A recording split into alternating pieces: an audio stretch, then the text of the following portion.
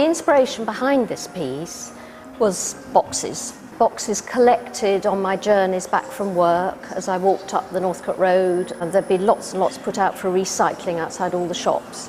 And I would collect them all the way home, open them out, examine them, take them apart, and sometimes find things in them, sometimes not. That really was my starting point. I just loved the shapes of them. I loved the sort of faceting of them and the way they constructed themselves and deconstructed themselves. That started me off thinking, you know, how can I represent this? How can I make this into a quilt? I wanted to create something that was possibly bed quilt size, so it had a sort of ambiguity to it. The sizing of the piece on the wall, it's representing of a bed quilt. Other references from quilts are that I really like the historical ones that have the seams broken as they go over the four-poster beds at the corners, so they're missing their corners. And I've always liked the outlines of those actual quilts. So I think this one, and particularly the one on the floor, which is the lid box, was sort of representative of those pieces, so that it didn't have to have a complete outline, it was faceted. To start this piece, I was given a sabbatical semester from my university, which allowed me the thinking time, really, from one day to the next without the constant interruptions of life, and to be able to think what I wanted to make. I made it perhaps later. It took a long time in between doing other things, but it was really that creative, artistic time in the studio, playing with boxes, really sorting out in my head what I wanted to do, that was so valuable. And that's a sort of time I have never really had in my life, because I have always been teaching alongside whatever else I do. My studio's in my home, which is small. It's in London. I work in the big front bedroom of a typical four-bedroomed house. That doesn't allow me that amount of space. I also screen print and discharge print and steam my work as part of the finishing process. And this all gets done in the garden. So I'm literally running up and down the stairs or to the bathroom with a very mucky screen and then having to wash things off. In what is a domestic context. The pieces that I have made over the years have invariably been commemorative of some sort, or memorative. I think because of the time that these pieces take, that even though the initial idea may be tactile, found objects, something that's triggered me off to make something, during the time that these pieces take to make, life happens.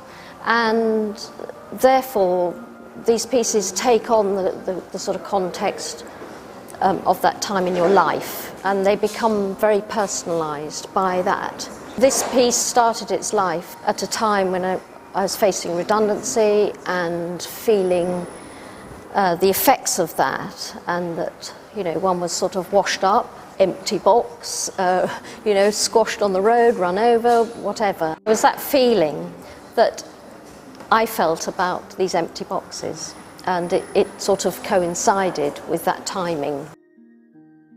My work is very much about the sort of the cloth, the materials, the making, the relationship between the print and the stitching.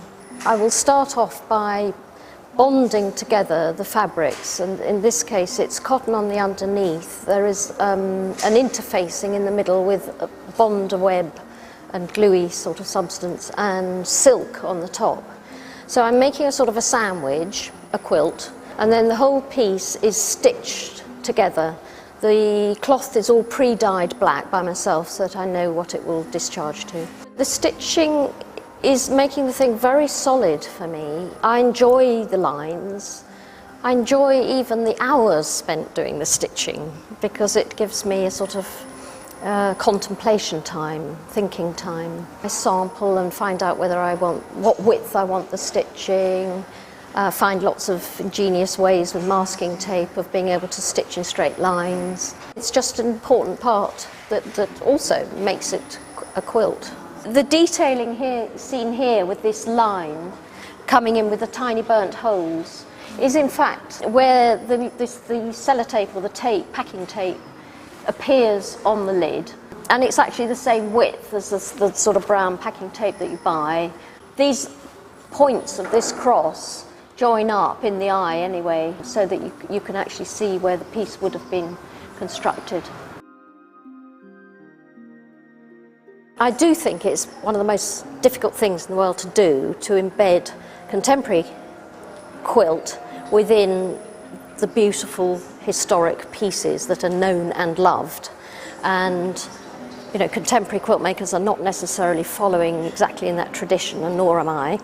But at the same time, I think it's important that we are recognised, as well as the makers from earlier times. We are working under incredibly different circumstances that are modern day, and therefore you will engage in modern day making as well. You know, a lot of printing is now all going over to digital printing, and that's going to make a huge difference to the sort of patterning and cloths that are going to be coming out.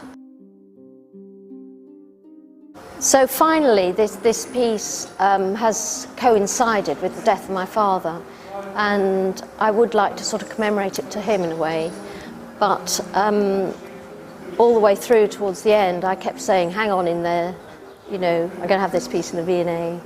And extraordinarily, really extraordinarily, he died the night I was sewing the Velcro on the back of it, and I find that very strange, but I know he'll be proud of me.